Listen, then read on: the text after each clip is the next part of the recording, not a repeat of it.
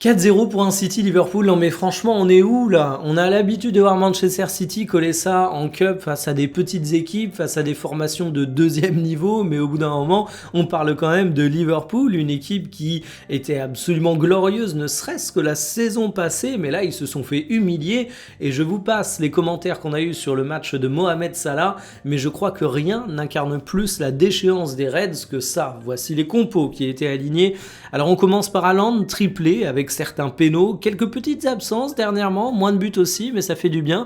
Il y a 33 buts cette saison quand même. Cherki, je ne saurais dire à quel point je l'aime. Je trouve que c'est un joueur absolument fabuleux. Alors je me vois pas à la face sur des questions de tir, de finition. Il aurait pu faire un match un peu meilleur, mais il est tellement inspiré à la passe. C'est tellement un joueur qui sent le jeu, qui a cette âme de numéro 10 quasiment à l'ancienne.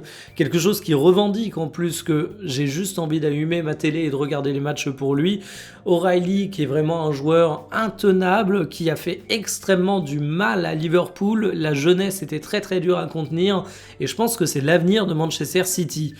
Du côté de Liverpool, on peut dire que Mohamed Salah, ce n'est pas l'avenir. Alors évidemment, on va retenir son penalty manqué, mais il fait vraiment un match qui a été très critiqué. On peut parler de Van Dijk qui s'est fait prendre de vitesse, d'agilité dans quelques situations qui font dire que finalement là on a un duo de cadres où le meilleur semble derrière nous, c'est le moins qu'on puisse dire.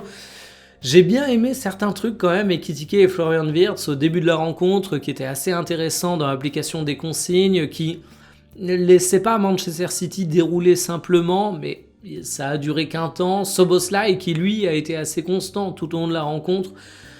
Ça a un petit peu sauvé les meubles, mais ça n'a évidemment pas suffi. En fait, les stats sont pas si décalés que ça sur les deux équipes, parce que Liverpool a eu un petit temps fort au départ, mais il y a une différence d'efficacité absolument redoutable entre les deux équipes.